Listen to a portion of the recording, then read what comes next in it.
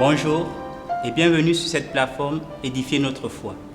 Ce matin, vous avez le privilège d'être édifié par votre humble serviteur que je suis, le pasteur Ronald Mwamba. La pensée de ce matin s'intitule « La peur ».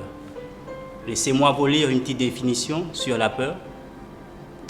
Crainte, frayeur, émotion pénible produite par l'idée ou la vue d'un danger. La peur, est-ce un avantage ou un désavantage pour le croyant? Nous voulons relever quelques aspects à ce sujet et je vous invite ensemble, nous allons lire le texte de Matthieu chapitre 8 à partir du verset 26. Verset 24-26. Tant pour moi. Et voici, il se leva sur la mer une si grande tempête que la barque était couverte par les flots. Et il dormait.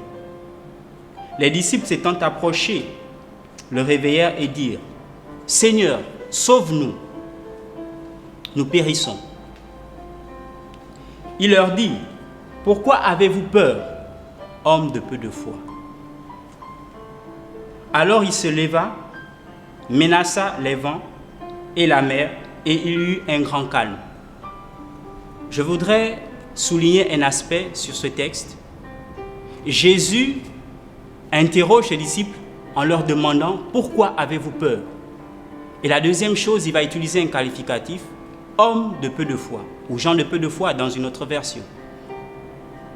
Ces deux aspects montrent simplement, premièrement, la peur s'était installée dans le cœur de ses disciples.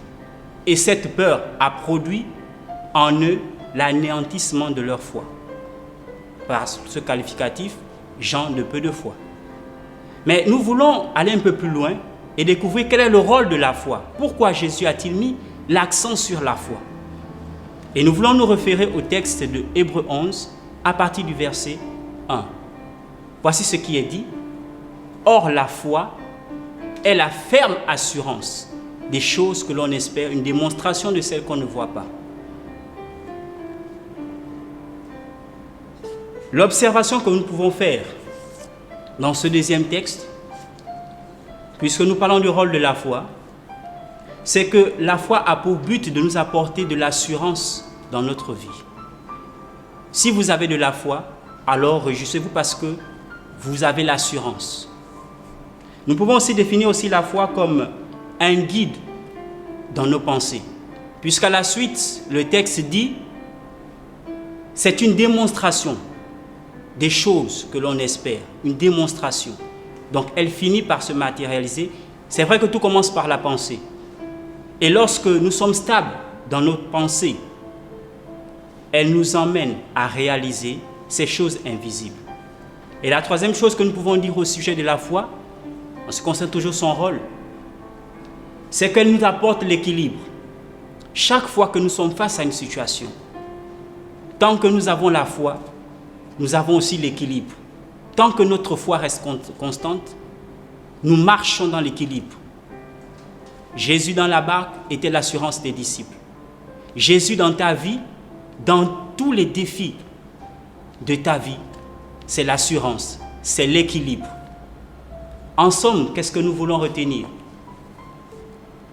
La peur est un ennemi de notre foi. C'est le premier élément que vous devez retenir sur cette pensée. Et la deuxième chose que nous voulons retenir, c'est que la foi est l'assurance de notre espérance. Voici les deux aspects importants de cette pensée. Une recommandation avant que nous puissions nous laisser, c'est de prier chaque jour en invoquant le Seigneur. Dites Seigneur, même chez vous, dans vos demeures, quel que soit le lieu où vous êtes, Seigneur, aide-moi à chasser la peur.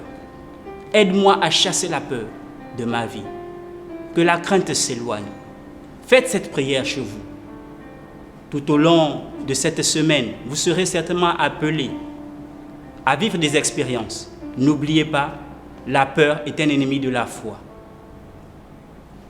Sur ce, je voudrais vous dire au revoir et à très bientôt certainement pour un prochain live. Que Dieu vous bénisse. Bonne journée à vous.